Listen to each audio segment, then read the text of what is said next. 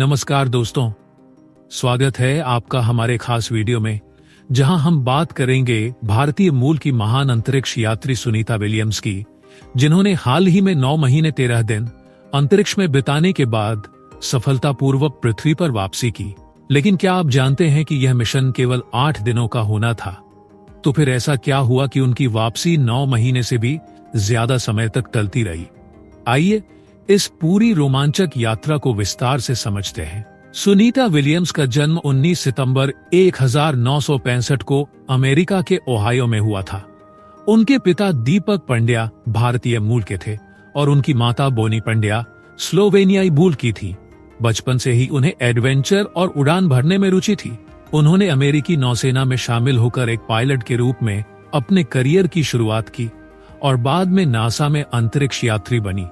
यह उनका तीसरा अंतरिक्ष मिशन था। 5 जून 2024 को सुनीता विलियम्स और उनके साथी अंतरिक्ष यात्री बुच विल्मोर बोइंग के स्टारलाइनर अंतरिक्ष यान से अंतर्राष्ट्रीय अंतरिक्ष स्टेशन ISS के लिए रवाना हुए। ये मिशन केवल 8 दिनों का होना था, लेकिन किसी को नहीं पता था कि ये मिशन लगभग 10 गुना लंबा हो जाएगा। इस पहुंचने के बाद स्टारलाइनर में तकनीकी दिक्कतें सामने आने लगी। सबसे बड़ी समस्या थी प्रणोदन प्रणाली, प्रोपल्शन सिस्टम में लीक और कुछ अन्य तकनीकी खामियां। इसका मतलब था कि अगर वे उसी यान से लौटते तो उनकी सुरक्षा खतरे में पड़ सकती थी। इस स्थिति में नासा और बोइंग ने निर्णय लिया कि जब तक समस्या का समाधान नहीं मिल जाता, तब तक सुनीता विलियम्स और बुच विल्मोर SS पर ही रहेंगे। यात्रा का सबसे मुश्किल दौर शुरू हुआ।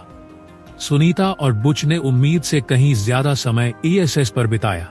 इस दौरान उन्होंने अंतरिक्ष में रहने के प्रभावों पर रिसर्च की, वैज्ञानिक प्रयोग किए और नई पीढ़ी के अंतरिक्ष यात्रियों को प्रशिक्षित किया। लंबे समय तक अंतरिक्ष में रहने से शरीर पर कई प्रभाव पड़ते हैं।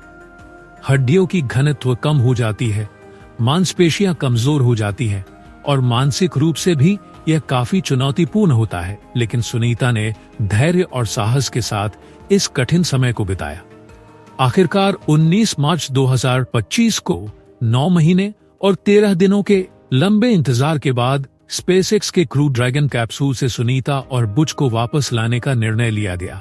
सुनीता और उनके साथी ने ISS से विदाई ली और ड्रैगन कैप्सूल में सवार होकर पृथ्वी की ओर बढ़े। 19 मार्च 2025 को फ्लोरिडा के तट के पास मेक्सिको की खाड़ी में सुनीता और उनके साथी का कैप्सूल सफलतापूर्वक लैंड हुआ। इस ऐतिहासिक वापसी के बाद उन्हें तुरंत रिकवरी टीम द्वारा निकाला गया और चिकित्सा जांच के लिए ह्यूस्टन ले जाया गया। 9 महीने से अधिक समय तक अंतरिक्ष में रहने के कारण सुनीता और उनके साथी को पुनर्वास प्रक्रिया से गुजरना पड़ा, ताकि वे दोबारा सामान्य शारीरिक स्थिति में लौट सके। सुनीता विलियम्स की वापसी की खबर ने भारत और अमेरिका में खुशी की लहर दौड़ा दी। उनके पैतृक गांव में जश्न मनाया गया। उन्होंने खुद भी इस मिशन को जीवन का एक अनोखा अनुभव बताया। इस मिशन से हमने बहुत कुछ सीखा।